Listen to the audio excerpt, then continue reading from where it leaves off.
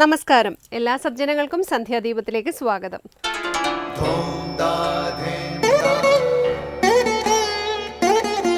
ശുഭം ഭവതു കല്യാണമായുസാരോഗ്യവർദ്ധനം സർവദുഃഖ വിനാശായ സന്ധ്യാദീപം നമോസ്തുതേ.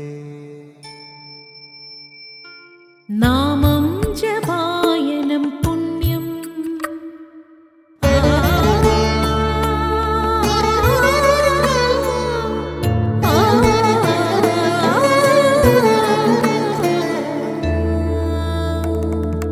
നാമം ജപായനം പുണ്യം നിരുപമദീപാങ്കുരം പോലെ സ്വരശ്രുതിലയവരമതുലം ദീവാങ്കണം മോക്ഷസംഗീതസാരം നീളും വഴിത്താരയിൽ ജീവതാരം മന്ത്രാലാപം മായാവിൻ നിൻ പ്രസാദം.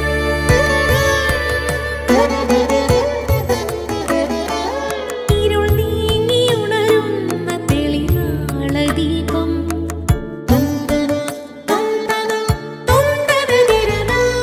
ഇരുൾ നീങ്ങിയുണരുന്ന തെളിനാളദീപം പ്രണവാമൃതം ചൊരിയുന്ന ദീപം. ദീപം ദീപം ദീപം ദീപം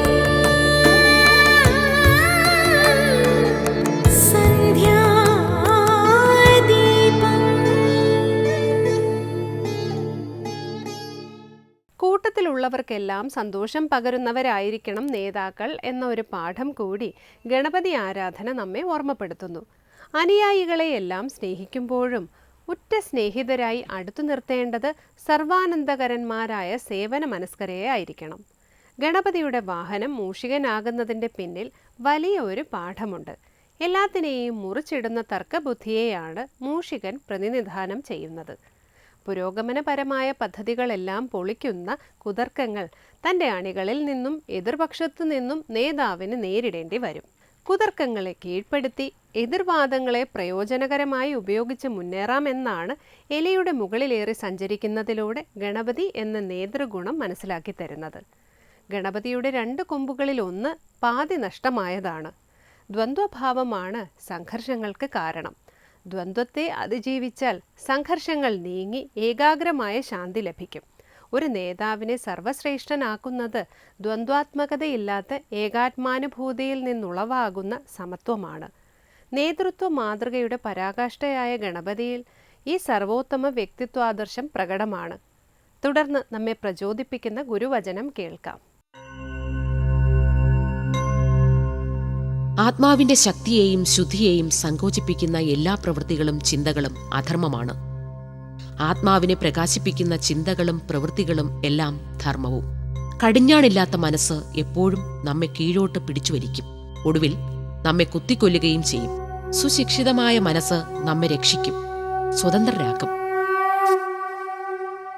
ശ്രീ ശങ്കരാചാര്യ രചിച്ച ശിവാനന്ദലഹരിയിലെ ശ്ലോകം ശ്രീ കാവാലം ശ്രീകുമാർ ആലപിക്കുന്നത് ഇനി കേൾക്കാം.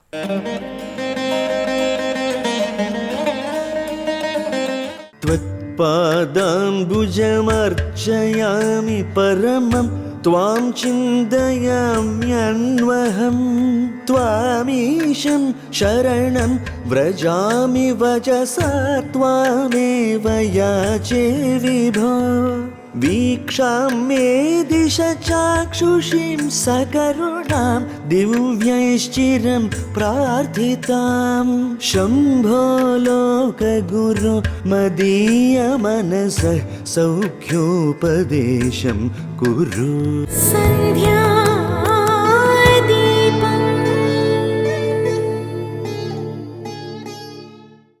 അടുത്തതായി ശങ്കരകൃതികളെ വ്യാഖ്യാനം ചെയ്യുന്ന ശങ്കര സ്തോത്രാമൃതം.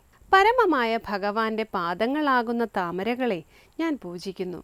സദാ ഞാൻ നിന്നെക്കുറിച്ച് മാത്രം ചിന്തിക്കുന്നു.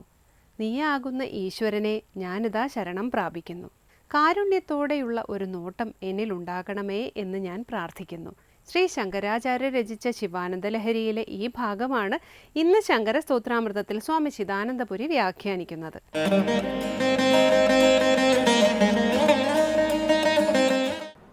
ശങ്കരകൃതികളിൽ ശിവാനന്ദ ലഹരിയിൽ 28 ശ്ലോകങ്ങൾ നമ്മൾ ശ്രദ്ധിച്ചു. തുടർന്ന് അവിടെ ഒടുവിൽ പരാഭക്തൻ്റെ കൃതാർത്ഥതയാണ് വെളിപ്പെടുത്തിയിരുന്നത്. കൃതാർത്ഥോസ്മ്യഹം, ഞാൻ കൃതാർത്ഥനാകുന്നു എന്നാണ് വെളിപ്പെടുത്തിയത്. തുടർന്ന് പരമമായ മോക്ഷപ്രാപ്തിക്ക് ഹേതുവാകുന്ന ഉപദേശത്തിനായിക്കൊണ്ട് പ്രാർത്ഥിക്കുകയാണ്. ത്വത്പാദംബുജമർച്ചയാമി പരമം ത്വാം ചിന്തയാമ്യന്വഹം ത്വാമീശം ശരണം വ്രജാമി വചസാ ത്വാമേവ യാചേ പ്രഭോ. ത്വത്പാദാംബുജമർച്ചയാമി, എങ്ങനെയുള്ള പരമം പരമം പാദാംബുജം അഹം അർച്ചയാമി, നിൻ്റെ പരമമായ പാദാംബുജത്തെ ഞാനിതാ അർച്ചിക്കുന്നു, പൂജിക്കുന്നു. ഭഗവത് പാദങ്ങളാകുന്ന താമരകളെ ഞാനിതാ പൂജിക്കുന്നു. ആ പാദങ്ങളെ പറയുകയാണ് പരമം. പരമമായത് ഭക്തനെ സംബന്ധിച്ച് ഏറ്റവും പരമമായത് ഭഗവത് പാദമാണ്. ആ പാദത്തിലാണ് പൂജാ സമർപ്പണം ചെയ്യുന്നത്. ആ പാദമാണ് ഹൃദയത്തിൽ ചേർക്കുന്നത്. വാസ്തവത്തിൽ അതാണ് ഭക്തനെ പരമപദത്തിലേക്ക് എത്തിക്കുന്നത്. അതുകൊണ്ട് പരമം എന്ന് വിശേഷിപ്പിച്ചു. പരമമായ ഭഗവത് പാദത്തെ ഞാനിതാ പൂജിക്കുന്നു, അർച്ചിക്കുന്നു. ത്വം ചിന്തയമ്യന്വഹം, അന്വഹം ദിവസവും ദിവസവും, എല്ലാ ദിവസവും എന്നർത്ഥം. അന്വഹം എല്ലാ ദിവസവും, എപ്പോഴും നിന്നെ തന്നെ ചിന്തയാമി, ഞാൻ ചിന്തിക്കുന്നു. ത്വാമീശം ശരണം വ്രജാമി, ത്വാം ഈശം, നീയാകുന്ന ഈശ്വരനെ ഞാനിതാ ശരണം പ്രാപിക്കുന്നു. എല്ലാ അർത്ഥത്തിലും ശരണം ശരണാഗതി. മറ്റൊരിടത്തും ശരണമില്ല എന്ന തിരിച്ചറിവിൽ ആദ്യം പലതിൽ നമ്മൾ ശരണം പ്രാപിക്കും. ഭൗതികങ്ങളായ വസ്തുക്കളിലും വിഷയങ്ങളിലും വ്യക്തികളിലും ലോകത്തിൽ കൂടുതൽ മികവ് അനുഭവിക്കാൻ കാരണമാകും എന്ന് താൻ മനസ്സിലാക്കുന്ന മേഖലകളിലൊക്കെ നമ്മൾ ശരണം പ്രാപിക്കും. എന്നാൽ അതുകൊണ്ടൊന്നും ആത്യന്തികമായ സൗഖ്യമില്ല, അനന്തമായ പരമപദപ്രാപ്തി ഇല്ല എന്നുള്ള ദൃഢമായ അവബോധത്തിൽ നമ്മൾ ഉയരുകയാണ് നമ്മുടെ ചിന്തകളും വീക്ഷണങ്ങളും അന്വേഷണങ്ങളും. അങ്ങനെ ഈശ്വരനെ, സർവജഗതീശ്വരനെ, എല്ലാ ജഗത്തും ആരുടെ ഈശനത്തിന് നിയന്ത്രണത്തിന് വിധേയമാണോ ആ ഈശ്വരനിൽ മറ്റൊരു ശരണമില്ല എന്ന തിരിച്ചറിവോടുകൂടി ശരണം പ്രാപിക്കുകയാണ്. അതാണ് ത്വാമീശം ശരണം വ്രജാമി, ഞാൻ ശരണത്തെ പ്രാപിക്കുന്നു. അവിടെ വചസ എന്നുള്ളത് വാക്കുകൊണ്ട് എന്നാണ് അർത്ഥം. വാക്കുകൊണ്ട് ഞാൻ ശരണം പ്രാപിക്കുന്നു എന്നാവാം. അല്ലെങ്കിൽ വചസ ത്വാമേവ യാചേ വിഭോ, നിന്നോട് തന്നെ ഞാൻ യാചിക്കുന്നു. എങ്ങനെ? വചസ, വാക്കുകൊണ്ട്. ത്വാമേവ, നിന്നോട് തന്നെ. അവിടെ ഏവ ശബ്ദത്തിന് വലിയ അർത്ഥമുണ്ട്. വ്യത്യസ്തങ്ങളായിരിക്കുന്ന ദേവതാഭാവങ്ങളുണ്ട്. സൃഷ്ടിസ്ഥിതി സംഹാരാദി കർമ്മങ്ങൾക്കനുസരിച്ച്, അഥവാ ഈ ലോകത്തിലെ വ്യത്യസ്തങ്ങളായ പ്രതിഭാസങ്ങൾ, ആ പ്രതിഭാസങ്ങളുടെ പിന്നിലുള്ള അധിനിയമങ്ങൾ, അങ്ങനെ അനേക ദേവതകളെ പൂജിക്കാവുന്നതാണ്. പക്ഷേ എല്ലാ ദേവതകളിലൂടെയും ലക്ഷ്യമാക്കപ്പെടുന്നത് ഏകനായ അദ്വിതീയനായ പരമേശ്വരനാണെന്ന തിരിച്ചറിവോടുകൂടി ഇപ്പം ഏകമായ ഈശ്വരഭാവത്തിൽ ശരണാഗതനായിരിക്കുന്നു. ആ ഒരു ഏകത്വ ഭാവത്തോടു കൂടിയാണ് ത്വാമേവ, നിന്നോട് തന്നെ ഞാനിതാ യാചിക്കുന്നു. എന്താ യാചിക്കുന്നത്? വീക്ഷാം മേ ദിശ ചാക്ഷുഷീം സകരുണാം, സകരുണാം വീക്ഷാം ചാക്ഷുഷീം മേ ദിശ, കാരുണ്യത്തോടു കൂടിയ ഒരു നോട്ടത്തെ എനിക്ക് തരൂ. എൻ്റെ നേർക്കൊന്ന് ദൃഷ്ടി പായിക്കണമേ. എങ്ങനെയുള്ള ദൃഷ്ടി? സകരുണാം, കാരുണ്യത്തോടു കൂടിയ ഒരു ദൃഷ്ടി എന്നിൽ തരണമേ. അതാണ് പ്രാർത്ഥിക്കുന്നത്. വീക്ഷാം മേ ദിശ ചാക്ഷുഷീം സകരുണാം, കാരുണ്യത്തോടു കൂടിയ വീക്ഷണത്തെ എന്നിൽ ചെയ്താലും അതെന്താ? അത് ദിവ്യൈശ്ചിരം പ്രാർത്ഥിതാം, ദിവ്യൈഹി ചിരം പ്രാർത്ഥിതാം വീക്ഷാം. ദിവ്യന്മാരാൽ, ദിവ്യപുരുഷന്മാരാൽ, ദേവതകളാൽ, ഋഷീശ്വരന്മാരാൽ നിരന്തരം പ്രാർത്ഥിക്കപ്പെടുന്നതാണ് ആ വീക്ഷ. ഭഗവാന്റെ ഒരു നോട്ടമേൽക്കുക എന്നുള്ളതിന് സകല ദേവന്മാരും പ്രാർത്ഥിക്കുന്നതാണ്. അങ്ങനെ പ്രാർത്ഥിക്കപ്പെടുന്ന ഒരു വീക്ഷണത്തെ എന്നിലേക്ക് പായിച്ചാലും, ഇതാണ് ഇവിടെ ആദ്യം പ്രാർത്ഥിക്കുന്നത്. അനന്തരം പരമമായ ഉപദേശം നൽകണമേ എന്നും പ്രാർത്ഥിക്കുകയാണ്. ആ ഭാഗം നമുക്ക് അടുത്ത പ്രാവശ്യം ശ്രദ്ധിക്കാം.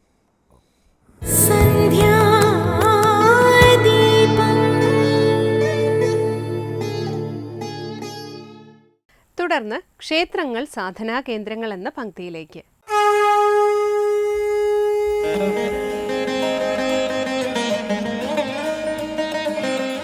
ഒരു ക്ഷേത്രത്തെ പ്രതിഷ്ഠിക്കുമ്പോൾ തന്ത്രി ദേവനോട് നൽകുന്ന ഒരു കൽപ്പന അല്ലെങ്കിൽ ഒരു പ്രാർത്ഥന, അതിനെപ്പറ്റിയാണ് കഴിഞ്ഞ അധ്യായത്തിൽ നമ്മൾ ചർച്ച ചെയ്തത്. അതോടൊപ്പം തന്നെ മറ്റൊരു കാര്യം കൂടി പറയുന്നുണ്ട്. ആകൽപ്പാന്തം കാലത്തേക്ക്, സൂര്യനും ചന്ദ്രനും ഉള്ളിടത്തോളം കാലത്തേക്ക് ഇവിടെ സാന്നിധ്യം ചെയ്യണം എന്നൊരു പ്രാർത്ഥന കൂടി തന്ത്രി നൽകുന്നുണ്ട്. അതായത് സൂര്യചന്ദ്രന്മാരുള്ളിടത്തോളം കാലം ഇവിടെ ലോകാനുഗ്രഹം ചെയ്ത് ഇവിടെ നിലനിൽക്കുവാനാണ് തന്ത്രി ദേവനോട് കൽപ്പിക്കുന്നത് പ്രതിഷ്ഠാവേളയിൽ. ഇത് കഴിഞ്ഞ ഉടനെയാണ് ദേവനെ അതുവരെ ഈ ക്ഷേത്രത്തിൻ്റെ ഉടമസ്ഥരായിട്ടുള്ള പരിവാരകർ അല്ലെങ്കിൽ ഉടമസ്ഥരാരാണോ ആ ഉടമസ്ഥർ ഈ ദേവൻ്റെ ഈ പ്രതിഷ്ഠാവേളയിൽ, പ്രതിഷ്ഠ കഴിഞ്ഞ ഉടനെ ദേവൻ്റെ മുന്നിലിരുന്ന് ഒരു സത്യം ചെയ്യുന്നൊരു ചടങ്ങ് കൂടിയുണ്ട്. ദേവൻ്റെ നിത്യനിദാനങ്ങൾ നിശ്ചയിക്കുക എന്ന് പറയുന്ന ഒരു ചടങ്ങാണ് ആ സന്ദർഭത്തിൽ അവിടെ സമ്മേളിപ്പിക്കുന്നത്. ഇത്ര പൂജകൾ രാവിലെയും ഉച്ചയ്ക്കും വൈകുന്നേരവും ഒക്കെയായി പൂജകൾ ചെയ്തു കൊള്ളാമെന്നും ഇന്ന വിധത്തിലുള്ള ആഘോഷങ്ങളും ആചരണങ്ങളും നടത്തിക്കൊള്ളാമെന്നും ഒക്കെയുള്ള ചില സത്യങ്ങൾ അല്ലെങ്കിൽ ചില പ്രതിജ്ഞകൾ ദേവൻ്റെ മുൻപാകെ ഈ ഉടമസ്ഥർ ചെയ്യുന്നു. എന്തിനു വേണ്ടിയിട്ടാണ്? ദേവൻ ആദ്യമേ തന്നെ ലോകാനുഗ്രഹമാണ്. ഈ ഉടമസ്ഥരെയും ഭൂപാലരെയും ജനപദത്തെയും ഭക്തജനങ്ങളെയൊക്കെ സംരക്ഷിക്കുന്നതിന് വേണ്ടിയിട്ട് നിയുക്തനായിട്ടുള്ള ദേവന് അതിനുള്ള പ്രതിഫലമായി അല്ലെങ്കിൽ അതിനുള്ളൊരു സന്തോഷമായിട്ട് ഭൂപാലരും അല്ലെങ്കിൽ ഇതിൻ്റെ ഉടമസ്ഥരും ചേർന്ന് നടത്തുന്ന ഒരു പ്രതിജ്ഞയാണ്.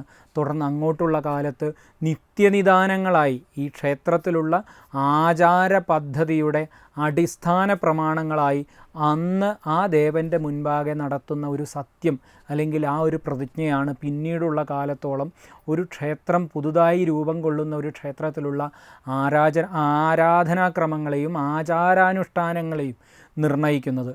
അതുകൊണ്ട് തന്നെ ഓരോ ക്ഷേത്രത്തിനും അതിനനുസരിച്ചിട്ടുള്ള ആരാധനാക്രമങ്ങളും ആചാരവിശേഷങ്ങളുമായിരിക്കും അവിടെ ചിട്ടപ്പെടുത്തിയിട്ടുണ്ടാവുക.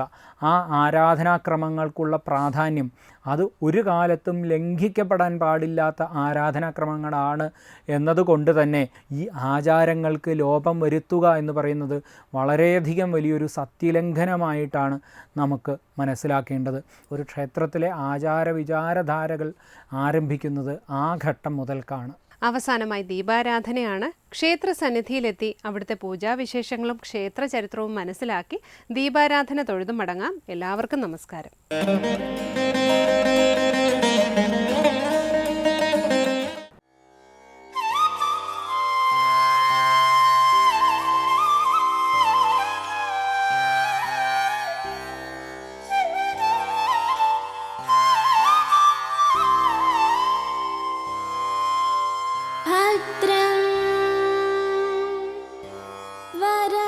ഇത് വെള്ളായണിക്കായൽ. ഈ കായലിൽ നിന്നാണ് വെള്ളായണി ക്ഷേത്രത്തിന്റെ ചരിത്രകഥകളുടെ ചുരുളഴിയുന്നത്.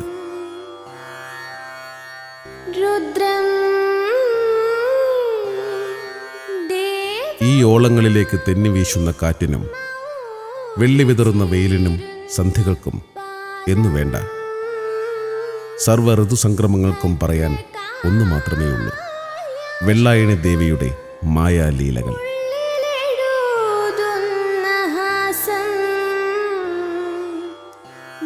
കേരളത്തിലെ പ്രസിദ്ധ ഭദ്രകാളി ക്ഷേത്രങ്ങളിലൊന്നായ വെള്ളായണി ദേവീക്ഷേത്രം സ്ഥിതി ചെയ്യുന്നത് തിരുവനന്തപുരം ജില്ലയിലെ കല്ലിയൂർ ദേശത്താണ്.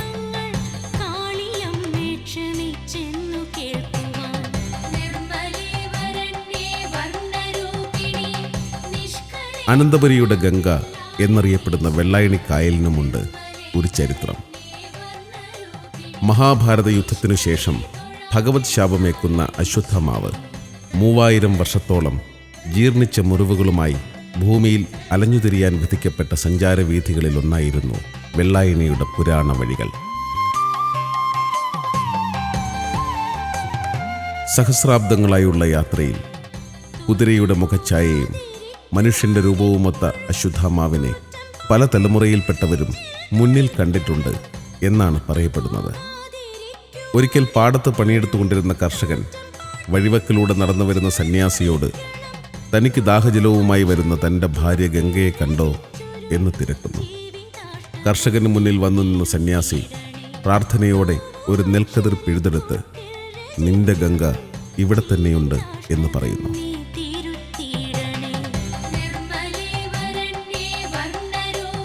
വയലിൽ നിന്നും ഗംഗയിൽ നിന്നെന്ന പോലെ ജലം ഉത്ഭവിച്ചു കൊണ്ടിരുന്നു. സാക്ഷാൽ അശ്വത്ഥമാവായിരുന്നു അത്. അങ്ങനെ ഉത്ഭവിച്ച ജലമാണ് പിൽക്കാലത്ത് വെള്ളായണി കായലായി മാറിയത്. അതുകൊണ്ട് തന്നെയാവാം ഈ കായൽ അനന്തപുരിയുടെ സ്വന്തം ഗംഗ എന്ന പേരിൽ അറിയപ്പെടുന്നത്.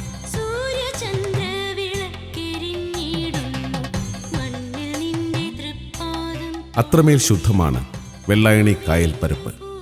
ഇവിടെ വിടരുന്ന താമരപ്പൂക്കളാണ് മിക്കപ്പോഴും ശ്രീപത്മനാഭന് പൂജയ്ക്കായി കൊണ്ടുപോകുന്നത്.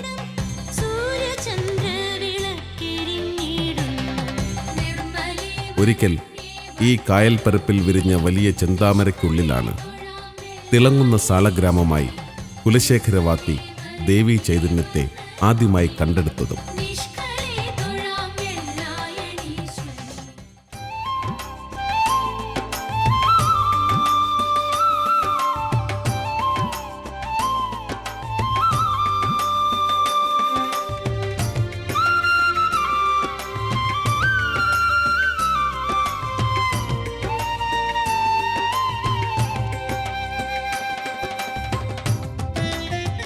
കുലശേഖരൻ വാത്തി ദേവീ ചൈതന്യത്തെ കലമാൻ കൊമ്പിലേക്ക് ആവാഹിച്ചു.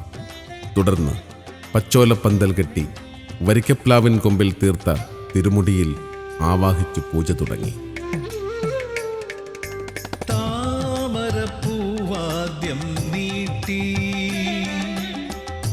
അങ്ങനെ വെള്ളായണിയുടെ തീരങ്ങൾക്ക് തലമുറകളായി പാടി നടക്കാൻ ദേവിയുടെ മഹാചൈതന്യ കഥകളുണ്ടായി.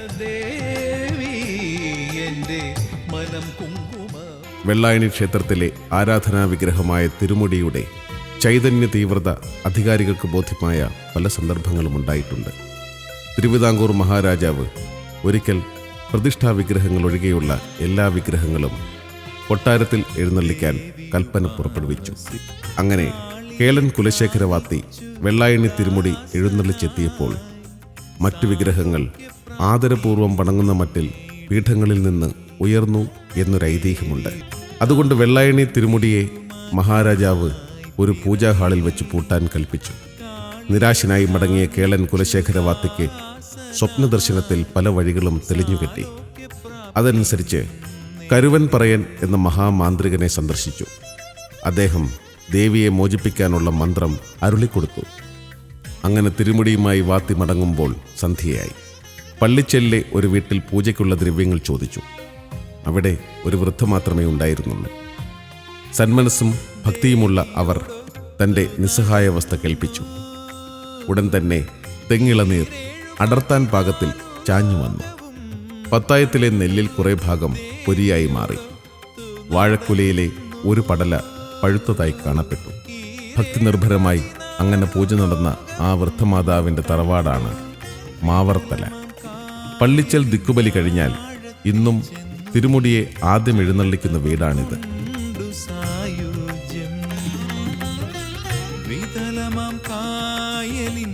തിരുമുടിയെ വിദഗ്ധമായി മടക്കിക്കൊണ്ടുപോയ കേളൻ കുലശേഖരവാത്തിയെ വധിക്കാൻ രാജാവ് കൽപ്പിച്ചു. അതിൻ പ്രകാരം രാജഭടന്മാരെത്തിയപ്പോൾ തൻ്റെ ജന്മദൗത്യം മനസ്സിലാക്കിയ വാത്തി ബ്രഹ്മത്തിൽ ലയിക്കാൻ ആഗ്രഹിച്ചു.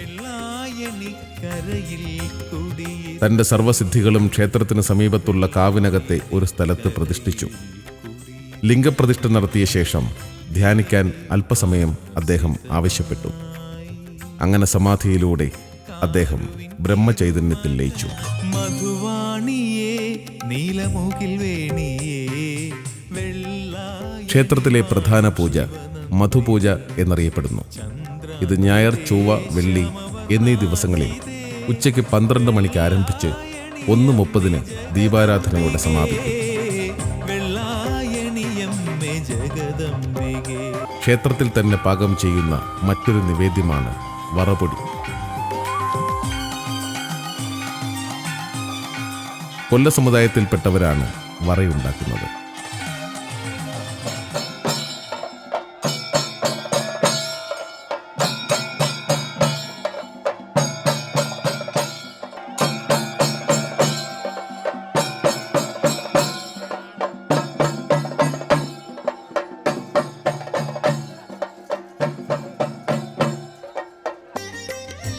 ദേശവാസികളെല്ലാം സന്തോഷം കൊണ്ട് മതിമറക്കുന്ന ഉത്സവമാണ് കാളിയൂട്ടുത്സവം. തിരുമുടി കാണുമ്പോഴെല്ലാം മനം തിരുമുൻപിലർപ്പിക്കാൻ തോന്നും. ഓരോ വീടുകളിലും ഒരു പ്രത്യേക കണക്കിൻ പ്രകാരം തെക്കു ദർശനമായി തീർത്ത ഓലപ്പുരയിലാണ് ദേവിയെ എഴുന്നള്ളിച്ചിരുത്തുന്നത്.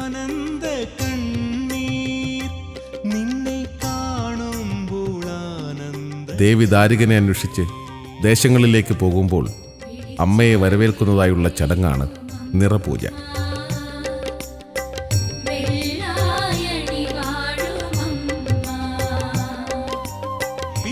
പറണിൽ നിന്ന് നിലത്തിറങ്ങുന്ന ദേവിയും ദാരികനും നിലത്തിൽ വെച്ച് നടത്തുന്ന പോരാണ് നിലത്തിൽ പോര്.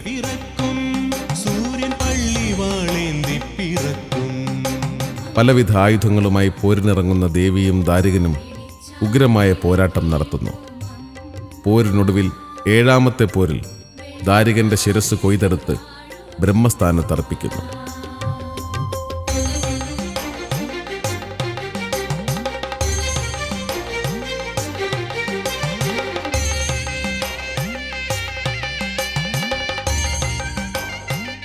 അതിന് മുൻവശത്തായി തെക്കു ദർശനത്തിൽ ദേവിയെ ഇരുത്തുന്നു. തുടർന്ന് ദേവിക്ക് മുന്നിൽ കുരുതി തർപ്പണം നടത്തുന്നു. അതിനുശേഷം ദാരിക കിരീടം ആചാരപരമായി ഉത്സവകർമ്മത്തിനായി ക്ഷേത്രത്തിലേക്ക് കൊണ്ടുവന്ന കുടുംബക്കാർക്കു തന്നെ മടക്കിക്കൊടുക്കുന്നു. അജ്ഞാനമാകുന്ന ദാരികന്റെ കിരീടം അഥവാ ശിരസ് കൊയ്ത് ജ്ഞാനമാകുന്ന ദേവനാക്കി മാറ്റിയതിനാൽ ആ കിരീടം ദേവകിരീടം തന്നെയാകുന്നു. പറണേറ്റും നിലത്തിപ്പോരും കാളിയൂട്ടിന്റെ മുഖ്യഭാവങ്ങൾ തന്നെയാണ്.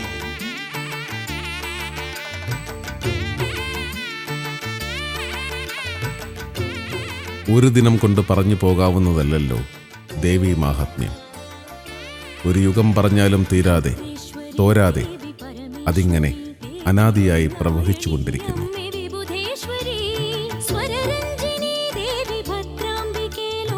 കാളിയൂട്ടും പറണേറ്റ് കഥകളും ആഴ്ചകളോളം നീണ്ടു നിൽക്കുന്ന തിരുമുടി എഴുന്നള്ളത്തും ആയിരക്കണക്കിന് ഭക്തരുടെ മുന്നിലുള്ള ദേവിയുടെ ദർശനവുമൊക്കെ എങ്ങനെയാണ് വാക്കുകളിലൂടെ പറയാൻ കഴിയുക? ഒരു ദർശനം തരു പ്രിയദർശിനി വെള്ളായണിയമ്മേ ശിവനന്ദിനി. ഒരു ദർശനം തരു പ്രിയദർശിനി വെള്ളായണിയമ്മേ ശിവനന്ദിനി. വാഴ്ത്തികൾ വാഴ്ത്തുന്ന മായേ നിന്മായ വാഴ്ത്തുകയാണു ഞാൻ തായേ, വാഴ്ത്തുകയാണു ഞാൻ തായേ.